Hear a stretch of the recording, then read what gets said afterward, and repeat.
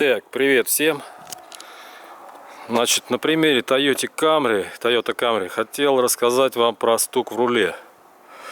Есть такая беда непонятная. В общем, при переезде через лежачий полицейский, при повороте где-то непонятный стук или люфт, очень неприятный. Такая вещь, которая появляется после 100 тысяч, 120. Вот у меня 120 тысяч появилась такая штука. Там есть шлицевое соединение. Вот это шлицевое соединение, в нем и появляется люфт. Значит, что тут нужно сделать? Работа на 5 минут, ну может быть на 10, кому как. Нужно съездить в аптеку, купить шприц, лучше 3-4.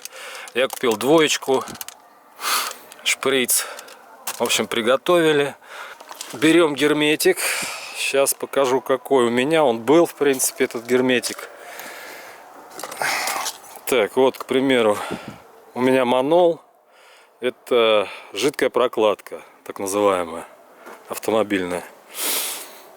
Герметик промазываем вот эти вот шлицы. И герметиком обмазываем. Потом берем иглы. И одну за другой. Вот у меня уже третья игла вошла почти полностью. Вот полностью вошла.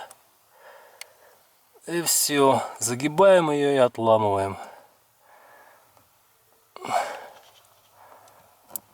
Вот и все. Вот это вот у меня вошло 3 иглы. Дальше герметиком еще подмазать нужно вот здесь вот, чтобы подсохло все это. Иглы никуда не денутся. И в общем-то весь ремонт.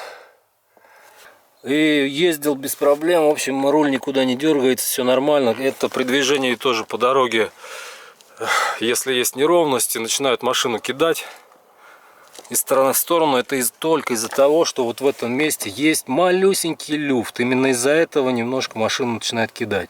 Когда мы здесь делаем жесткость, некоторые приваривают, но я думаю, это ерунда, все нельзя здесь приваривать. А так все это вот за 3 секунды. Пока герметик еще не засох, вгоняем иглы именно вот где шлицы. Потому что здесь пустое место, сюда не надо. Между шлицами. Желательно с одной стороны.